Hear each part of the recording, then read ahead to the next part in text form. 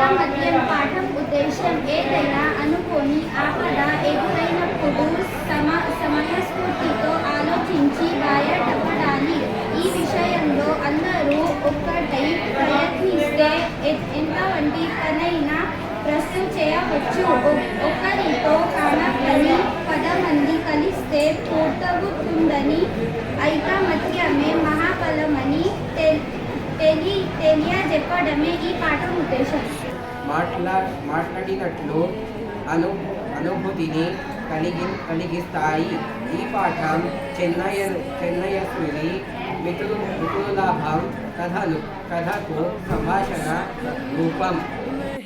చిత్రగీతుడు మిత్రులారా జాగ్రత్తగా ఎగరండి, ఇది ప్రమాదకరమైన అడవి. ఈ మనం దాటి వరకు ఎక్కడ వాలకూడదు. పావురాలు కావచ్చు కపూతి రాజా, కానీ అక్కడ చూడు నేలపైన లెక్కలేనన్ని సుఖాలు కనిపిస్తున్నాయి. వాటిని తినకుండా వదిలిపోదామా? చిత్రగ్రీవుడు వద్దు, ఇక్కడ మీరు ఏ గింజలకు ఆశపడవద్దు. పావురాలు అదిమిటి కంటికింపుగా ఆహారం కనిపిస్తుంటే వదిలేసి వెళ్ళటం ఏం తెలివి? చిత్రగ్రీవుడు మిత్రులారా ఆలోచించండి, ఇది కాకులు పురాణి కారడవి.